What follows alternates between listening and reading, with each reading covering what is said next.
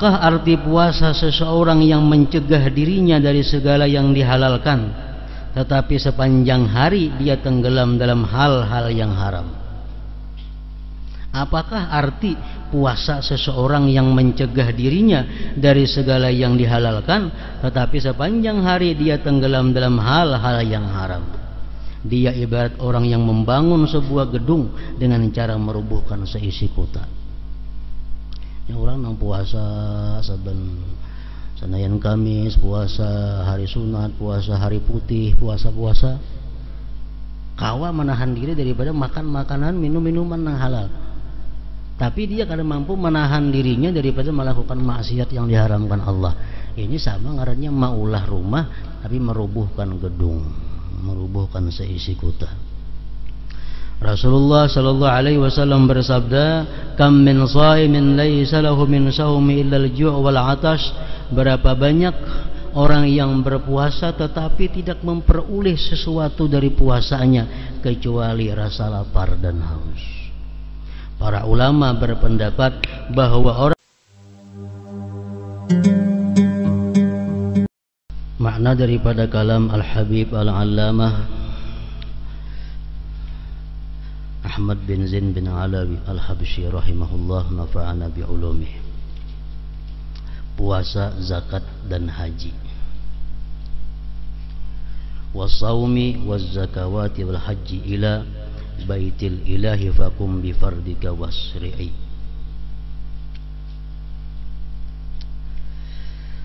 Puasa, zakat dan haji ke Baitullah, tunaikan segera kewajibanmu itu.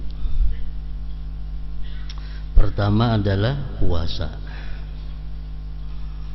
Tunaikanlah kewajiban puasa, zakat dan haji agar sempurna rukun Islammu. Rukun Islam yang pertama adalah 2 kalimat syahadat, kemudian salat, puasa, zakat dan haji. Tunaikanlah rukun Islam ini dengan segera.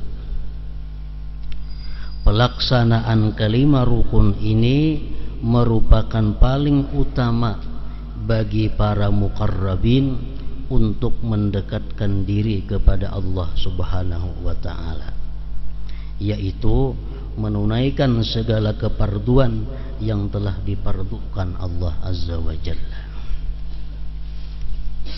Maksudnya daripada itu adalah afdalu ma taqarraba bihil mutaqarribun ilallah, yaitu paling afdal taqarrub seorang hamba kepada Allah, paling afdal ibadah seorang hamba kepada Allah adalah menunaikan segala keparduan.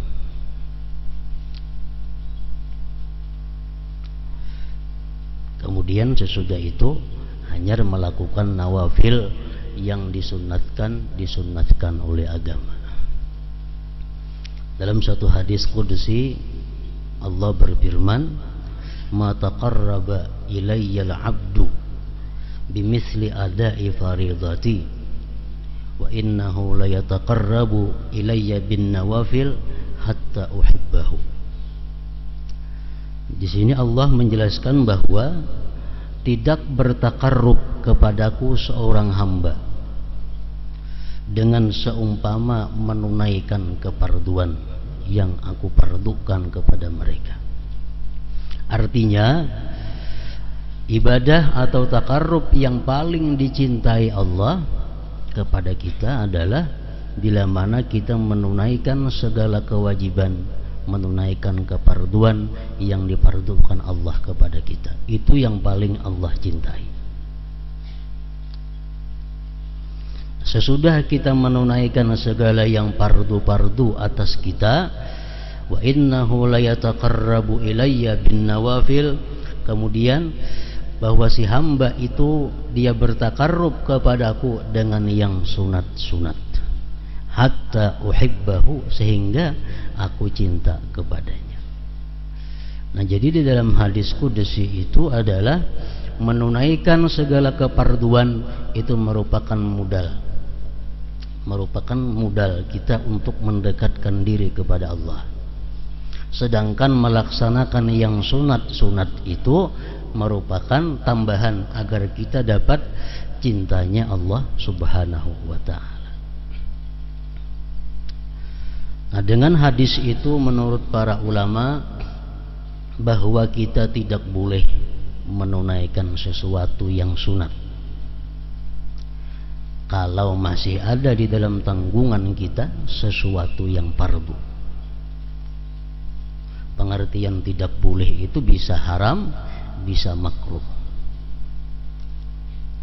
Misalnya kita hendak sembahyang sunat. Nah, sebelum kita sembahyang sunat, kita mesti meyakinkan terlebih dahulu bahwa kadada sembahyang fardu yang terhutang. Sebelum kita sembahyang duha, kita mesti meyakini bahwa sembahyang fardu sudah beres. Sebelum kita sembahyang witir, kita sudah meyakini bahwa kita tidak ada hutang yang fardu. Kalau kita masih banyak berisi qadaan yang wajib, maka menunaikan qadaan yang wajib itu lebih disukai Allah kepada kita daripada kita menunaikan yang sunat-sunat itu. Menurut para ulama fikih, kalau ketinggalan sembahyang fardu itu karena tidak uzur, karena disengaja, maka andai kata dia sembahyang sunat, maka hukumnya adalah haram. Kalau ketinggalan sembahyang fardu itu karena uzur, maka menunaikan yang sunat terlebih dahulu daripada yang fardu itu hukumnya adalah makruh. Itu pendapat ulama fikih. Subuh kita umpamanya belum sembahyang. Kenapa belum sembahyang subuh? Karena sengaja memang kada hendak bersubuh. Padahal mendengarnya orang bang tadi cuma mengantuk bana mata. Biar guring dahulu. Padahal orang bang mendengar. Akhirnya bangun lewat pukul 7. Berarti ini dia meninggalkan keparduan tanpa uzur. Kenapa? Karena dia guring di dalam waktu sembahyang. Dia mendengar azan. Nah, kemudian bolehlah ianya sembahyang duha. Menurut ulama fikih, kalau dia melakukan sembahyang duha itu hukumnya adalah haram. Kenapa? Karena mestinya ianya membayar sembahyang subuh yang ditinggalkan secara sengaja itu. Qabliyah subuh bang, itu kada jadi masalah karena itu bagian dari sembahyang subuh. Jadi kalau kita sengaja kada sembahyang subuh tanpa uzur, lalu kita qadalah dahulu sunat subuh, hanya subuhnya. Kada jadi masalah didahulukan sunat subuh karena itu bagian dari subuh. Kalau sunat-sunat lain kada boleh. Nah, andai kata kita ketinggalan sembahyang itu karena uzur, kita kada mendengar orang azan subuh, kita kada mendengar bergerakan orang subuh, tahu-tahu bangun sudah habis waktu subuh. Andai kata kita sembahyang duha, nah ini kada diharamkan, cuma makruh. Kenapa? Karena ada hutang nang wajib nang diuzurkan tadi. Mestinya sembahyang subuh dahulu, hanya sembahyang duha. Kenapa ini kada haram? Karena dia meninggalkan subuh kada sengaja. Nah, demikian pula halnya puasa. Sebelum kita melaksanakan puasa 6 Syawal umpamanya, kita mesti sudah tahu bahwa keparduan Ramadan sudah beres. Biasa ibu-ibu perempuan yang kedatangan haid itu otomatis Ramadannya ada kada puasa. Nah, sesudah bulan Syawal, apakah dia puasa 6 atau mengqadha bulan Ramadan itu? Yang paling baik adalah mengqadha bulan Ramadan. kada usah puasa 6 karena ada hutang nang wajib. Andai kata puasa 6 bang bedahulu inya mangkada kaina kada diharamkan itu. Kenapa sebabnya? Karena waktu mangkada masih panjang. Waktu mangkada masih panjang. Kan waktu mangkada sampai Ramadan nah akan datang. Namun lebih baik andai kata dia mangkada terlebih dahulu. Menurut sebagian para ulama, andai kata kita mengqadha puasa pada bulan Syawal, kita qadha bulan Ramadan, walaupun kita kada meniatkan puasa 6, tetap kita dapat pahala puasa 6 karena sudah termasuk di situ. Misal hutang puasa 6 hari atau hutang 7 hari, puasa mengqadha bulan Ramadan 7 hari, puasa 6 otomatis sudah pahalanya termasuk di situ. Itu menurut sebahagian pendapat ulama fikih. Menurut sebagian ulama lagi bahwa pahala puasa 6 kada dapat. Kalau kita mengqadha bulan Ramadan, pahala puasa 6 kada dapat.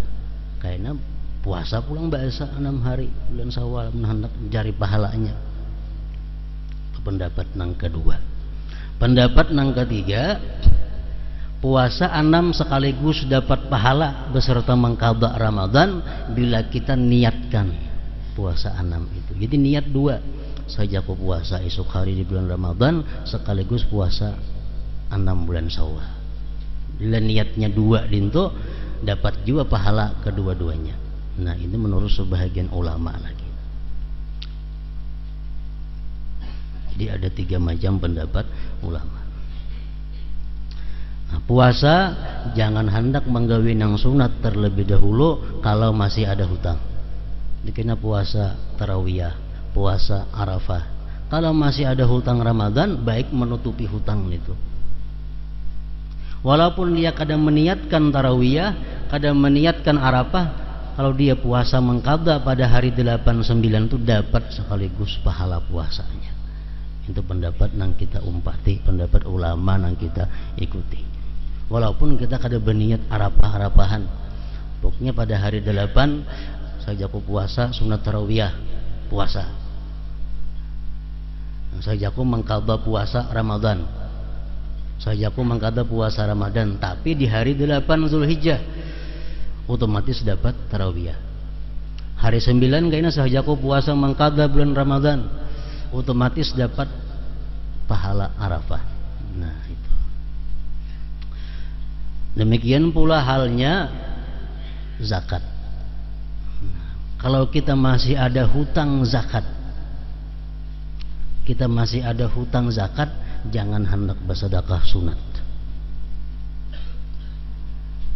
Nah, kita masih ada hutang zakat, jangan bersedekah sunat.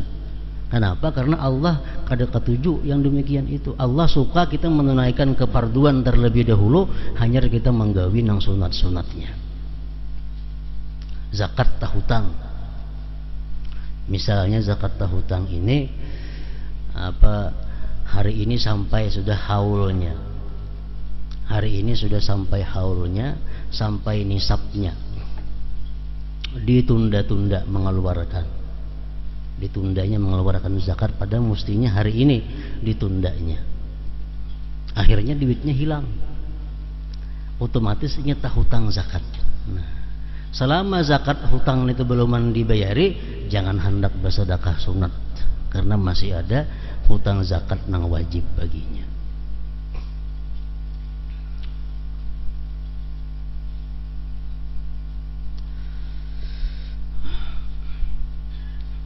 Karena ini merupakan paling utama bagi para muqarrabin untuk mendekatkan diri kepada Allah Subhanahu wa taala, yaitu menunaikan segala kefarduan yang telah difardukan Allah Azza wa Jalla.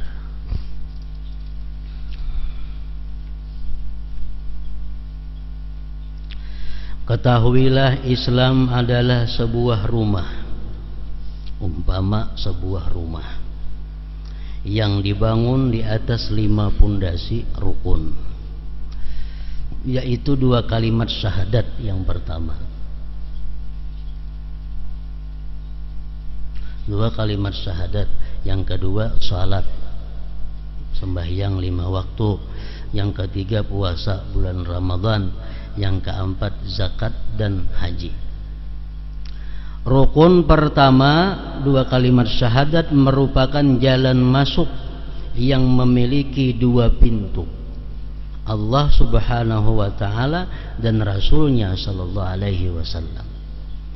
2 kalimat syahadat itu laksana 2 pintu. Asyhadu an la ilaha illallah sebuting wa asyhadu anna muhammadar rasulullah. Melalui 2 pintu inilah manusia dapat masuk ke dalam rumah Islam tersebut.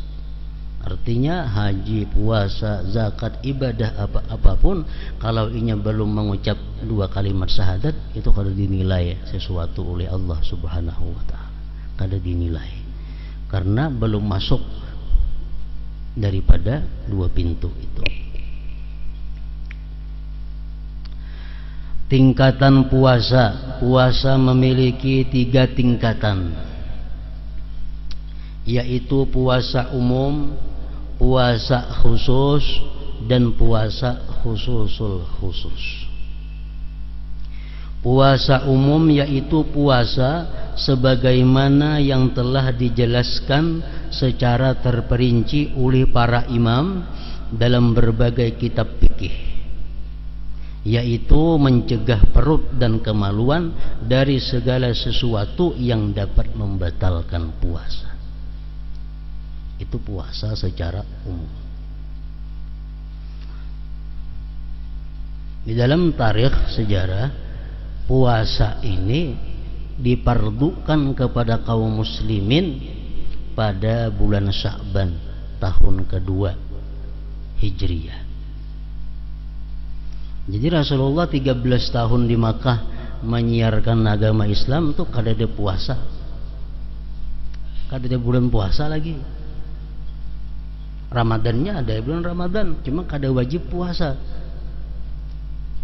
Nabi kita hijrah ke Madinah, sudah 2 tahun beliau di Madinah, hanya ada perintah puasa ini. Al-Quran mengatakan kutiba alaikumusiyam kama kutiba alal ladzina min qablikum la'allakum tattaqun ayyaman ma'dudat, beberapa hari yang terbilang. Faman kana minkum maridan aw ala safarin fa'iddatun min ayyamin ukhar. Puasa itu wajib hukumnya.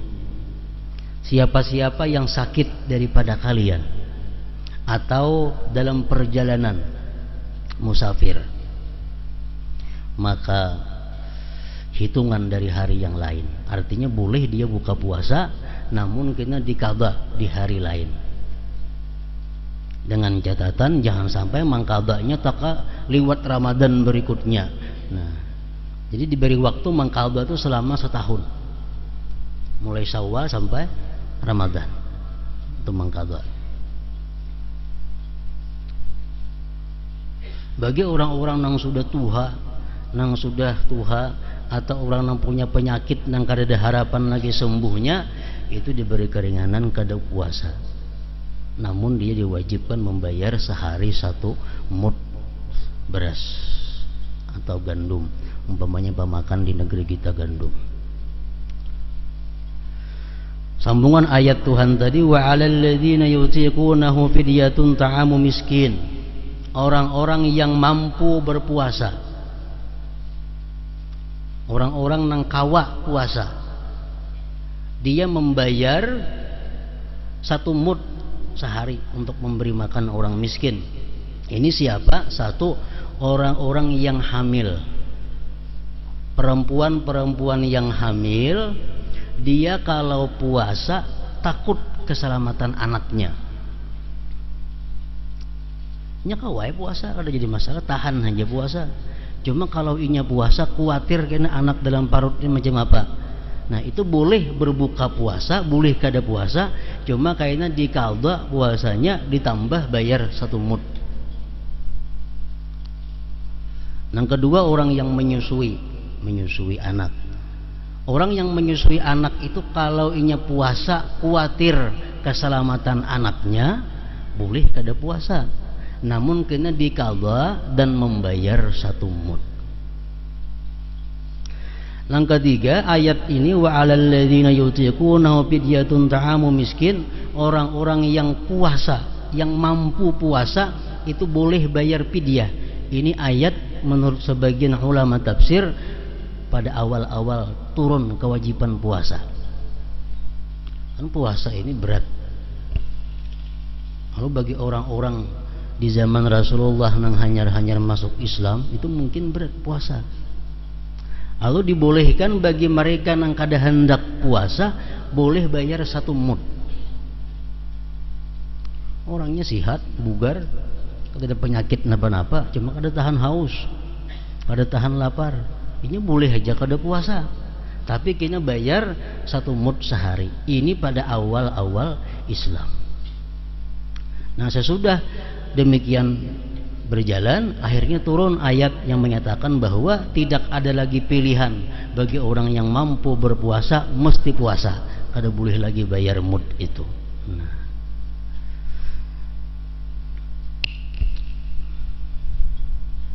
itu untuk menjinakkan hati orang-orang kaum muslimin. Karena mau dipukul berata, semuaan wajib puasa, ini hanya Islam orangnya. Mungkin kayaknya bisa menimbulkan banyak yang antipati terhadap Islam. Bah, lapah agama Islam puasa sebulanan. Lalu ayat pertama perintah wajib puasa ini, siapa yang hendak puasa, nang hendak kada cukup bayar 1 mud sehari. Nah, sesudah umat Islam ini kondisinya bagus, imannya kuat, akhirnya kada ada lagi pilihan. Nah, sampai hari kiamat kayaknya kada ada lagi pilihan umat Islam hendak puasa hendak kada kau lagi, tetap wajib puasa bila mana mampu. Jadi kalau kita melihat di masa Rasulullah, banyak Allah Subhanahu wa taala itu menurunkan hukum ini secara bertahap, termasuk puasa. Kada berdasarkan semuaan mesti puasa. Yang kedua lagi yang Allah Subhanahu wa taala bertahap menurunkan hukum itu ada mengenai khamar, mengenai minum-minuman keras. Karena orang-orang Arab itu waktu jahiliyah kalau dipisahkan daripada arak, sehingga boleh dikatakan merata masyarakat Arab itu kecanduan arak. Kada minum arak saben hari. Nah, untuk menghentikan itu Allah Subhanahu wa taala kada secara langsung ampihan minum arak kada boleh, kada macam itu. Beberapa kali tahap menurut perkembangan kekuatan iman mereka. Ayat yang diturunkan pertama, Allah mengatakan qul fihima ismun kabir wa manafi'u linnas. Katakan wahai Muhammad bahwa arak itu dosanya besar dan ada pula manfaatnya bagi manusia.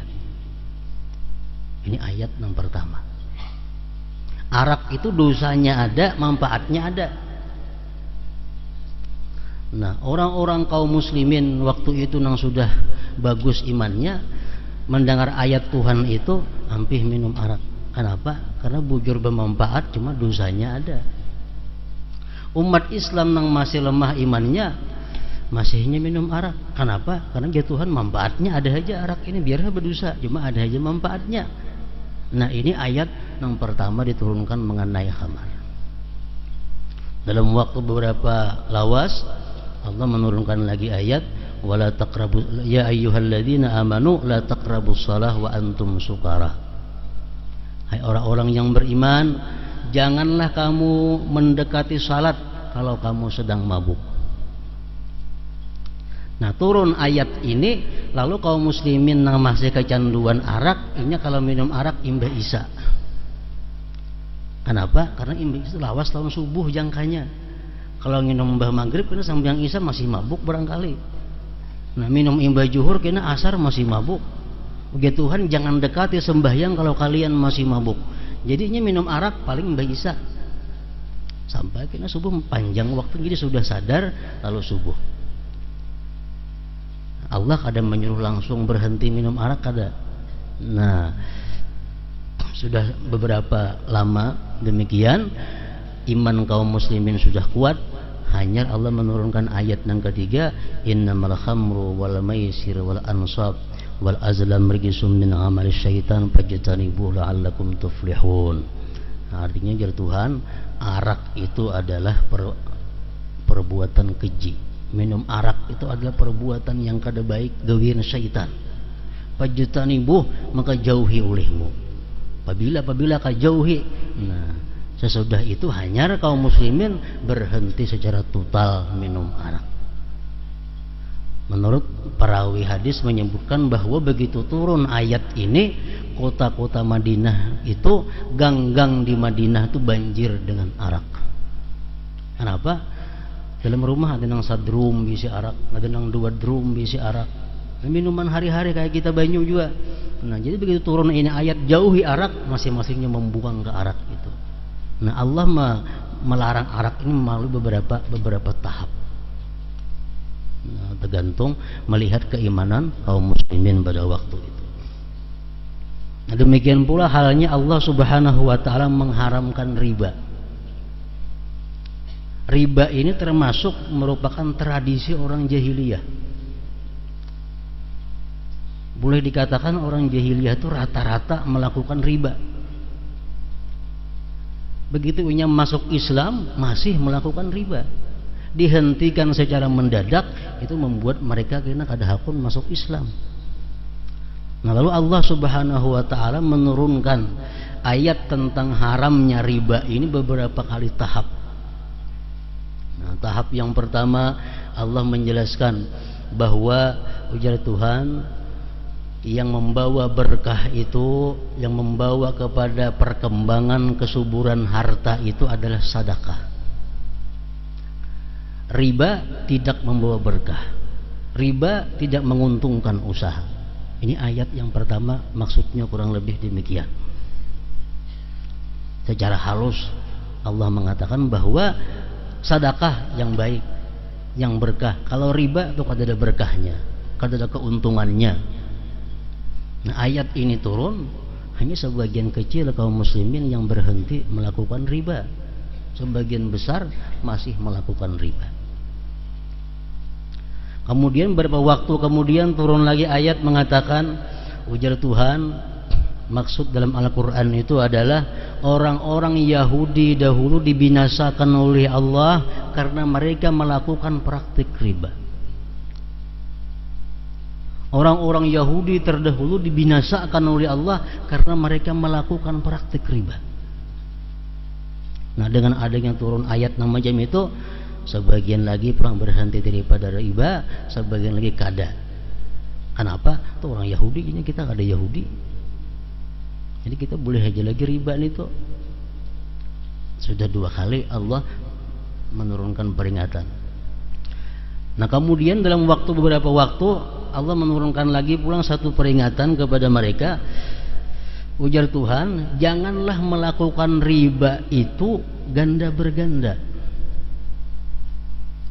Jangan melakukan riba itu nang bunganya 10%,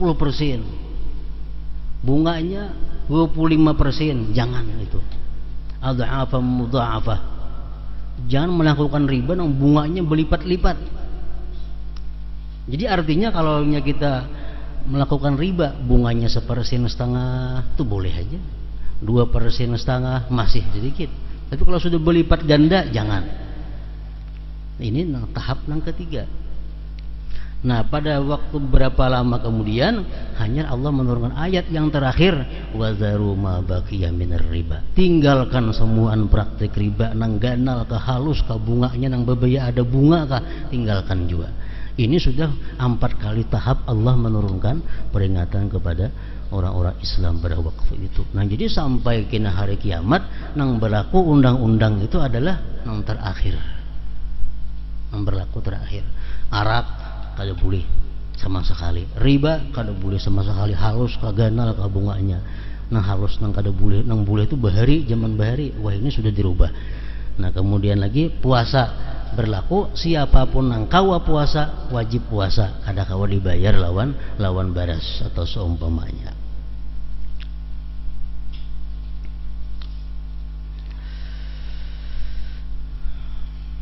Nah, Puasa umum yaitu puasa sebagaimana yang telah dijelaskan secara terperinci oleh para imam dalam berbagai kitab fikih, yaitu mencegah perut dan kemaluan dari segala sesuatu yang dapat membatalkan puasa.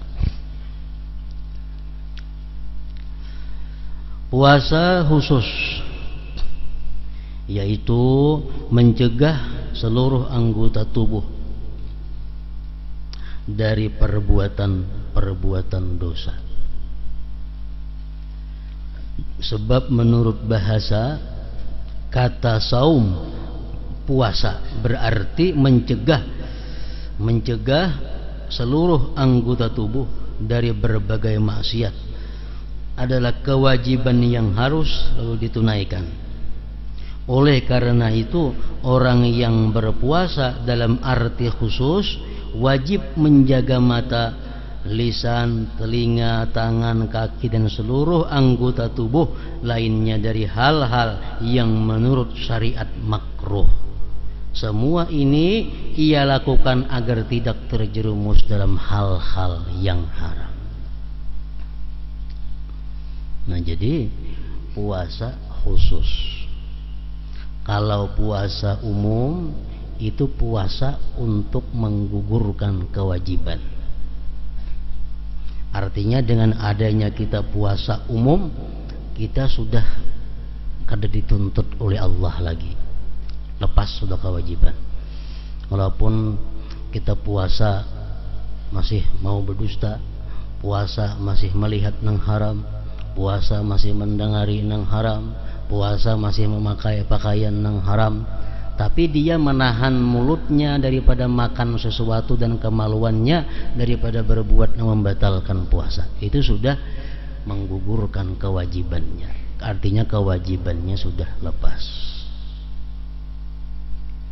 Nah, untuk urusan bahwa puasa ini mendatangkan pahala lawan inya, puasa ini akan memimpin dia kepada takwa, puasa ini untuk mendekatkan dirinya kepada Allah, puasa ini untuk mengumpulkan dia bersama-sama dengan malaikat.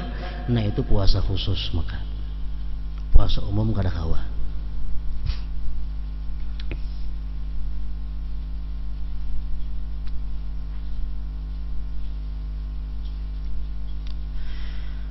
Pada waktu berbuka hendaknya ia juga mencegah perutnya dari memakan berbagai makanan yang syubhat. Bahkan ia tidak memperbanyak makan meskipun makanan itu halal. Sebab tujuan puasa adalah untuk mengusungkan perut, menghilangkan keinginan nafsu, dan melemahkan kekuatannya, serta meneladani para malaikat yang memiliki kedudukan yang dekat dengan Allah dan suci dari berbagai keinginan syahwat. Dengan cara demikian, orang yang berpuasa akan menjadi dekat pula dengan Allah sebagaimana para malaikat itu. Menurut perkataan para ulama, Allah menciptakan malaikat. Malaikat hanya disangui akal. Malaikat disangui akal. Malaikat kadang mengenal makanan, minuman, perempuan atau dan sebagainya, karena hanya punya akal. Akal ini adalah makhluk Allah yang sangat dicintai Allah. Akal ini urusannya hanya kepada Allah. Akal. Bila orang tuh mau berbuat maksiat, itu orang kurang akalnya. Orang kafir, Allah mengatakan kada berakal sama sekali. Karena akal ini, orang yang ada punya akal, dia pasti taat kepada Allah. Akalnya makin sempurna, makin banyak taatnya kepada Allah. Nah, malaikat orang yang diberi akal sempurna, lalu seluruh kehidupan malaikat hanya untuk taat kepada Allah. Kedua, Allah menjadikan manusia makhluk yang paling lengkap. Diandaki akal ada, diandaki nafsu syahwat ada. Yang ketiga adalah hewan atau binatang, makhluk Allah yang kada diletakkan akal, yang kada dibebani hukum, kada dibebani syariat. Binatang kada ada syariat, kada ada hukum. Nah, cuma diandaki syahwat nafsu. Binatang pikirannya cuma makan, guring, kawin, berjalanan, nggak itu aja.